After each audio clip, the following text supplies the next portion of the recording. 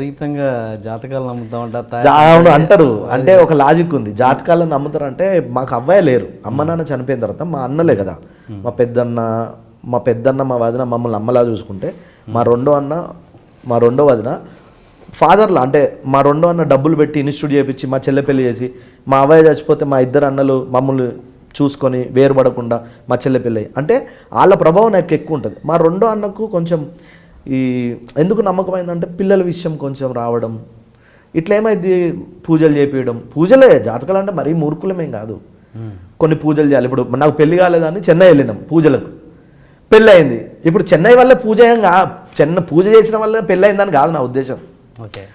అలా అవి కూడా కొన్ని నమ్మాలని ఈ జాతకాలు చూడడము, పూజలు చేయడము, వాటి ఇప్పుడు ఇండస్ట్రీ ఏమంటుంది ఏంటో చెన్నై ఎందుకు వెళ్ళినావు, ఏం లేదు మా అన్న అన్నాడు పెళ్ళి ఏదో దోషం గీసం అన్నాడు, సరే ఏముంది షెడ్యూల్ ఎట్లా గ్యాప్ ఉంది అని వెళ్ళొచ్చినాం.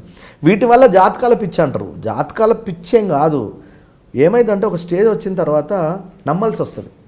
అట్లని పూర్తిగా నమ్ముతూ ఈరోజు ఇక్కడ ఉండపోదునుగా, మా అన్నల కోసం అవ్వచ్చు, కొంచెం నా సెల్ఫ్ సాటిస్ఫాక్షన్ కోసం అవ్వచ్చు, కొంచెం నమ్మాలి అంతే తప్ప అంత మూర్ఖునేం కాదన్న, ఎందుకంటే కష్టపడితేనే ఇక్కడికి వచ్చినా కదా.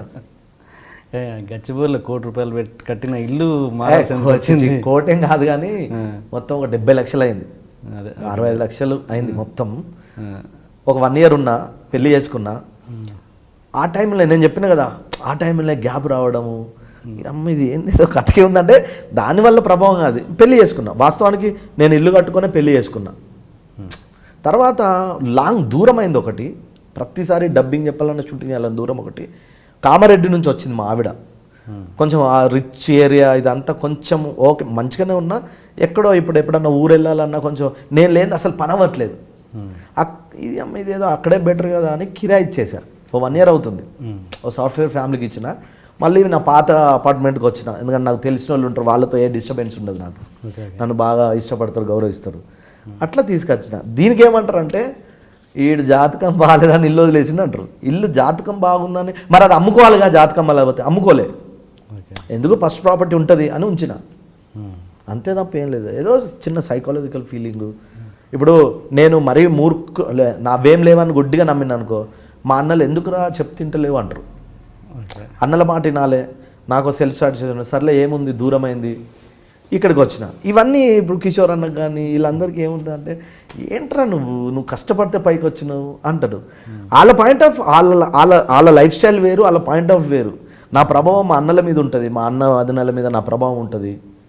నేను వాళ్ళ సైడ్ నుంచి కూడా ఆలోచించాలి కదా, లేకపోతే వీడు మొత్తం సక్సెస్ అయిన తర్వాత అసలు మా మాట ఇంట్లేరు అనే ఫీలింగ్ వాళ్ళకు కూడా కలగనియద్దు. అట్లా ఒకసారి వెన్నెల కిషోర్ గారు అండ్ శ్రీనివాస్ రెడ్డి గారు అన్న మాటలు ఒకసారి బయట విందాం పెట్టండి. రమేష్ గొప్పలు అంటారు, రమేష్ జెన్యూన్ చెప్పాము. మరి రమేష్కి మనం చెప్పాలనుకుని కూడా చెప్పొచ్చు. ఇప్పుడు అంటే డైరెక్ట్ చెప్పాల్సి అనుకుని ఇప్పుడు చెప్పేయచ్చు ఓపెన్గా, ఫ్రాంక్లీ. రమేష్ కొంచెము మూఢనమ్మకాలు అలాంటి నమ్మకురా, కష్టమే ఫలితం అట్లయింది అన్న. ఈ ఏరియా బాగాలేదన్నా, ఈ ఏరియాలో ఉన్నప్పటి నుంచి నాకు వర్కౌట్ అవ్వట్లా అని చెప్పి ఆ ఏరియా షిఫ్ట్ అయిపోవడాలు ఇలాంటి వద్దు రమేష్. నిన్ను నువ్వు నమ్ముకో, జయము నిశ్చయం రా, అంతే. ఆత్మవిశ్వాసంతో ఉండాలి, అంధవిశ్వాసంతో కాదు. నా సినిమా కూడా అదే. సో రమేష్ ది మోస్ట్ నన్ను అడిగితే యాక్చువల్లీ అతి మంచోడు. దానివల్ల పాపం అది ఇన్నోసెన్స్ అంటారు. ఇప్పుడు అతి మంచోళ్ళు 2 రకాలు, ఒకటే ఇన్నోసెన్స్ అని పొగడొచ్చు, డంబ్ అని చెప్పి తిట్టచ్చు. సో ఆ దాంట్లో ఉన్నాడు పాపం రమేష్. కానీ ఒకటే ఒక లోపం ఏంటంటే ఆ మూఢనమ్మకాలు అనేది పక్కన పెడితే నువ్వు జమ్రా, నీకు సక్సెస్ ఇంకా తిరుగులేదు. అంటే ఇప్పుడు చూసిన తర్వాత చాలా మంది బాబాలు ఆయనకు ఫోన్ చేసి నువ్వు ఎస్ అనే అక్షరం కే అనే అక్షరంతో వచ్చి వాళ్ళతో కలవద్దంటే రమేష్ ప్రాబ్లం ఏంటంటే ఆయన ఫర్ ఎగ్జాంపుల్ ఒక దగ్గర శ్రీనివాస్ రెడ్డి లాంటి దగ్గరికి వెళ్ళాను అనుకో, అన్నా నాకు ఈ మధ్య చాలా అంటే అప్పుడు రెడ్డి లాంటి మనిషి ఏమంటారంటే నువ్వు చాలా ప్రాబ్లంలో ఉన్నావు కదా, మీకే తెలుసు అంటాడు. అదేంది కదా, నేను నమ్మేస్తాను ఇంకా అలాంటి మనిషి. సో అలాంటి కాకుండా రమేష్ కొంచెం మధ్యలో ఒక ఏరియాని కూడా మరోడు అన్నా ఆ ఏరియా నుండి వర్కౌట్ అన్నా ఆ ఏరియాలో ఉంటే వర్కౌట్ అవుతుంది, నేను ఆడ ఉండను అన్నాడు. నిజమే, రమేష్ ఒకే ఒకటి ఉన్నది ఏంటంటే కొంచెం ఎక్కువ ఆలోచిస్తూ ఉంటాడు. ఏదో మేము పాతకాలంలో ఆయన పాతకాలం చేసుకుంటాం, అది తప్పు. ఎవరు ఏది చెప్పినా నమ్మేస్తాడు. నువ్వు రేపటి నుంచి ముక్కు మూసుకొని మీ ఇంటి చుట్టూ 3 సార్లు తిరిగితే నీ గ్యాస్ తగ్గుద్దంటే అమని చేస్తాను. నిజమే, అవును. అంత అమాయకుడు. కానీ నువ్వు మొత్తం ముక్కు మూసుకుంటే నువ్వు నోరు తెరుస్తావురా అంటే తెరిచేస్తాడు. తెరిచేసి అబ్బా ఎంత కరెక్ట్ చెప్పారన్నా, ముక్కు మూసుకుంటే నోరు తెరుస్తానంటన్నా, అది వరకు అయిపోయిందన్న, గ్రేట్ అన్న అంటాడు. అట్లా వద్దురా రమేష్ ప్లీజ్. సరే, నిన్న విన్నావు కదా, దాని కౌంటర్ చెప్పు. ఇంకా ఇప్పుడు ఇంతకుముందు మాట్లాడినా కదా, యాజ్ ఇట్ ఈస్ ఇంకేముంది అలా. వాళ్ళు ఏంది అంత బాగా బలంగా పడిపోయింది నీ మీద అయితే. బలంగా అంటే నేను ఇప్పుడు నా మెంటాలిటీ చెప్పనండి.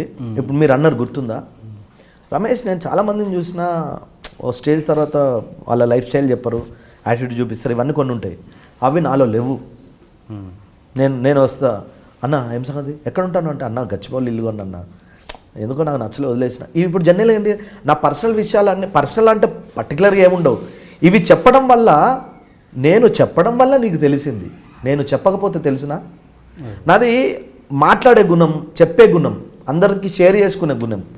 దానివల్ల నేను అసలు ఇండస్ట్రీలో ఎంతమంది ఆఫీసులు మార్చి ఇల్లులు మార్చిన వాళ్ళు ఉన్నారు, సినిమాలు వర్కౌట్ అవ్వాలి, ఆఫీసులు వర్కౌట్ అవ్వాలని. అవును, అందులో నేను అసలు నథింగ్ కదా, ఒక్కో కోట్ల రూపాయలు కట్టుకొని వర్కౌట్ అవుతలేదని వదిలేసిన వాళ్ళు ఎంతమంది, అంతే కదా.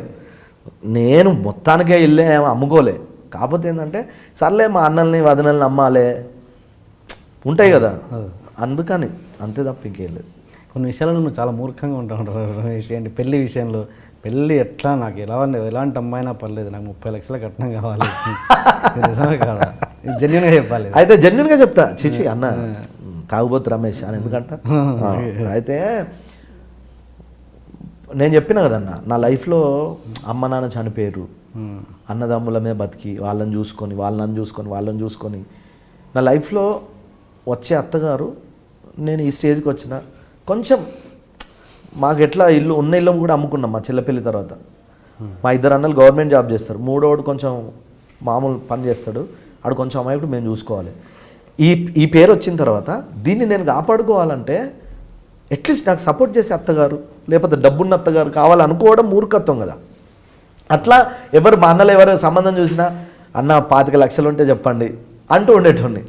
కానీ ఫైనల్గా గాడ్ స్క్రీన్ ప్లే ఒకటి ఉంటుంది అన్నగా తలరాత. అట్లా కామారెడ్డిలో ఒక అమ్మాయిని బాగా ఇష్టపడి జాతకాలు అంటే జాతకాలని కాదు, నలుగురిని చూస్తే అందులో ఈ అమ్మాయి నచ్చింది, ఈ అమ్మాయిని చేసుకున్నా. ఇంకెక్కువ మందిని చూడబుద్ధి కాలే. సో మంచి డబ్బున్న పార్టీ అయితే. డబ్బున్న పార్టీ ఏం కాదు, మా అత్త ఇరిగేషన్ డిపార్ట్మెంట్లో పనిచేస్తుంది, శకుంతల. Okay okay. ఈమె మా స్వాతి లాస్ట్ అమ్మాయి, ఓకే, ఆడపిల్ల. మా బామ్మర్ది ఉన్నాడు, పెళ్లి కాలే. మరీ సౌండ్ కాదు కానీ పాప నా కోసం బాగానే ఇచ్చారు. ఓకే.